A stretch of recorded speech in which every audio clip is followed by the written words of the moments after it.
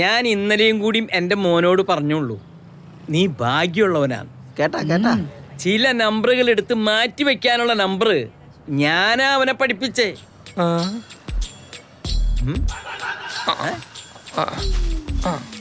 ആരാത്? അവറാച്ചനാ? കേറി വാടാ അവറാച്ച. ഞങ്ങള് കോടീശ്വരന്മാർക്ക് അങ്ങനെ വലിപ്പച്ചെറുപ്പൊന്നുമില്ല. അവറാച്ചന്നാ ഇന്നലെ വരെ അവറാച്ചൻ മുതലാളി എന്ന് വിളിച്ചിരുന്ന നീ ഒരു ലോട്ടറി അടിച്ചപ്പോ എന്റെ പേര് വിളിക്കാൻ വളർന്നോടാ. ദേവസി. ദേവസി മുതലാളി, നീ നിന്റെ കട കൊടുക്കണുണ്ടാ അവറാച്ച? താൻ അത്രക്ക് വലുതായോ? Happy Christmas. Happy Christmas. ഈ കമ്പ്യൂട്ടറിന് മോർന്നായിരുന്നു. മാറി നിന്നേക്കാം. അല്ല പിന്നെ ന്യൂ ജനറേഷൻ മുതലാളി അറിഞ്ഞില്ലേ, മുനിസിപ്പാലിറ്റിക്കാരത് പൊളിക്കാൻ തീരുമാനിച്ച് ഡേറ്റ് വരെ ഫിക്സ് ചെയ്ത്. മുനിസിപ്പാലിറ്റി വരെ വിലക്ക് മേടിക്കും ഈ ദേവസി. 80 ലക്ഷമാണ് അടിച്ചിരിക്കണേ. താനൊലത്തും.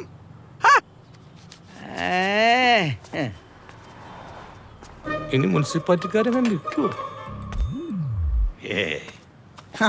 എന്താണ് അവറാച്ച? ചെല്ലി അവിടെ മുനിസിപ്പാലിറ്റി വാങ്ങിക്കാൻ നിൽക്കുക. ഇനി ബാങ്ക് കൂടി കൊടുക്ക്. അതെന്തെങ്കിലും സാറ്. നമസ്കാരം. സെക്രട്ടറി, പ്രസിഡന്റ് എല്ലാവരും ഉണ്ടല്ലോ.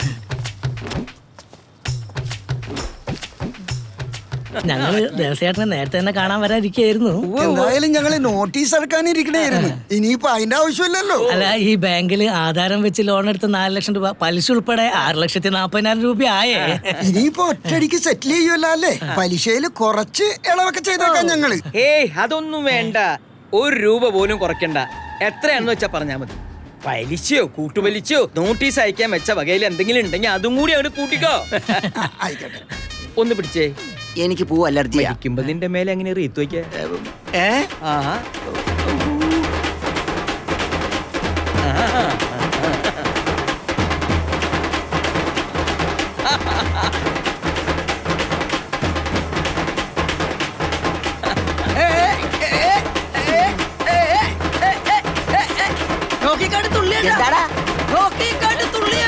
പറ്റില്ലടാ. ആർക്കെല്ലാം നല്ല വരുമ്പേ സന്തോഷം ശീലമില്ലടാ. അവനെ പത്രക്കാരൻ പേടിച്ചകത്തിരിപ്പുണ്ട്. ഞാൻ പത്രക്കാരെ പ്രതീക്ഷിച്ച് പുറത്തിരിക്കാം.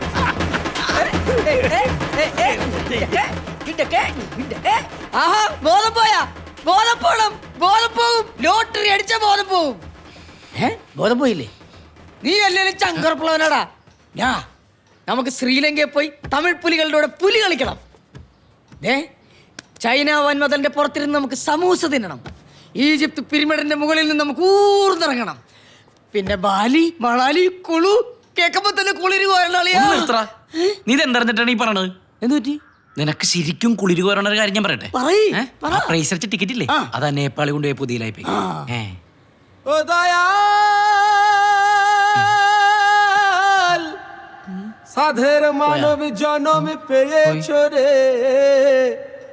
നേപ്പാളി കൊണ്ടുപോയാ? എന്റെ കുളു, എന്റെ മണാലി, എന്റെ പിരമിഡ് തന്തറിഞ്ഞ? ഇല്ല, വെറുതെ അല്ല. ആ ഓഞ്ഞ മൊത്തത്തിൽ സന്തോഷം. നീ ഒന്ന് പോകണ്ട. മനുഷ്യന് ഉള്ള സമാധാനം പോയി കിടക്കണേ. ഇതിലും മേലെ ലോട്ടറി അടിക്കണ്ടായിരുന്നു. ഇങ്ങോട്ട് എടാ കാശ് നീ എന്ത് ചെയ്യാൻ പോണു? എടാ ആകെയുള്ള കാശടാ. എനിക്കും വേണം ഇത്തിരി മനസ്സമാധാനം. കാലത്തെ മുതൽ ഈ നിമിഷം വരെ ഞാൻ കണ്ട സ്വപ്നങ്ങൾക്ക് കയ്യും കടക്കൂല, അറിയാമോ? അടിച്ചത് നിനക്കാണെങ്കിൽ സ്വപ്നം കണ്ട മുഴുവൻ ഞാനാ. അത് വളരുന്നതിന് മുമ്പേ ചവിട്ടി മെതിച്ച് അരച്ച് കരിച്ചു കളഞ്ഞില്ലേ നീയല്ല, ആ നേപ്പാളി. ഇതൊന്നും അറിയാതെ കൊട്ടി തകർത്തുകൊണ്ടിരിക്കുന്ന ആ പിഞ്ചു പൈതങ്ങളോട് ഞാൻ എന്ത് പറയും? കുറച്ച് തലക്ക് വെളിവ് തരാൻ പറയടാവന്മാരോട്. അവന്മാരറിഞ്ഞേറ്റോണ്ടെന്ന് പൊറോട്ടയും ബീഫും മേടിച്ചു കൊടുക്കാന്ന് പറഞ്ഞ് വിളിച്ചോണ്ട് വന്നാണ്. ലോട്ടറി നമ്മുടെ ബാങ്കിൽ തന്നെ ഇടുവല്ലോ അല്ലേ? പിന്നെ കുറച്ച് ഡെപ്പോസിറ്റും കൂടെ ചെയ്യണം. അതൊക്കെ ചെയ്യാം പ്രസിഡന്റ്. നാളെ ബാങ്ക് തുറക്കുമ്പോ ഞാൻ ലോട്ടറി ടിക്കറ്റ് ആയിട്ട് അതിന്റെ മുമ്പിലേക്ക് വരും. അത് പോരെ? അത് മതി. കൈ കൊണ്ട് വന്നേക്കണോ? എന്താണ്? ഈ ആഘോഷത്തിന്റെ ഇടയ്ക്ക് വിട്ടുപോരുന്നല്ല. വണ്ടി നിർത്തിയേ. നിർത്താൻ. നിങ്ങളൊക്കെ വിചാരിക്കുന്ന പോലെ എനിക്കല്ല ലോട്ടറി അടിച്ച്. ഈ നിൽക്കുന്ന പീറ്ററിന്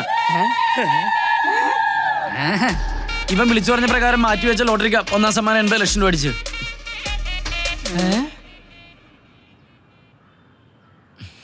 നിക്ക് ഈ മാലയൊന്നും എടുത്തോട്ടെ, ചേരാനില്ല. ആ പൊക്കം ഇങ്ങോട്ട് തന്നെ. ഇത് പിടിക്കും പീറ്റർ സാറേ. നാളെ ബാങ്കിലേക്ക് വരാൻ വണ്ടി വിടാട്ടോ പീറ്റർ സാറേ. പലിശയും കൂട്ടുപലിശയും കൂട്ടി വെച്ചിട്ടുണ്ട് ദേവസി. എന്നാ പിന്നെ ഞങ്ങൾ ഇറങ്ങട്ടെ. അല്ല നോട്ടീസ് നാളെ തന്നെ എത്തിച്ചേക്കാട്ടാ. പ്രസിഡന്റ്, ആ ലോട്ടറി അടിച്ചതിന്റെ ഒരു 8 ലക്ഷം രൂപ കമ്മീഷൻ എനിക്ക് കിട്ടും. 3 മാസത്തിനുള്ളിൽ കിട്ടിക്കോളും. അപ്പൊ എന്തായാലും ഞാൻ അടച്ചോളാം. അതുവരെ ഒന്ന് ക്ഷമിക്കും പ്ലീസ്. അതെ, നേരത്തെ പറഞ്ഞ പലിശ അളവില്ലേ, അതും കൂടി ഒന്ന് ചെയ്തു തന്നാ നല്ലായിരുന്നു. ശരിക്കും ഇതെന്താ സംഭവിച്ചു?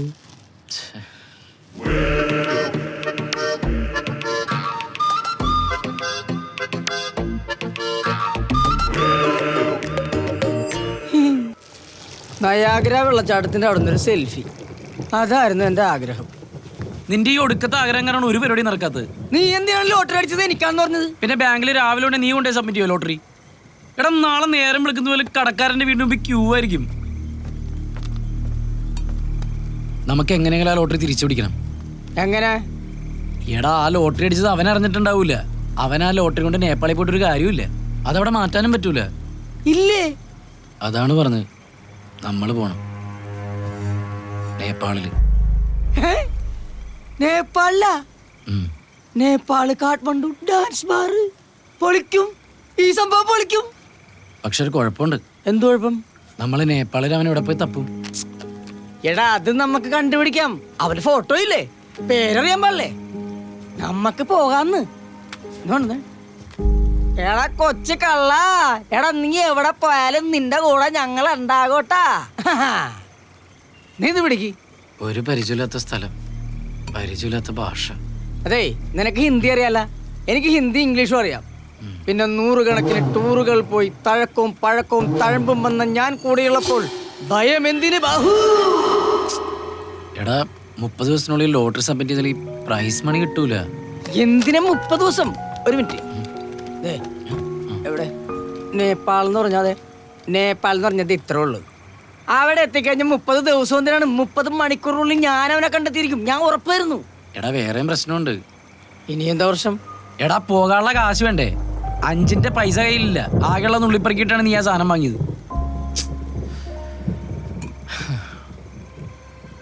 പോകാനുള്ള കാശ് വലിയ പ്രശ്നം തന്നെയാണ്.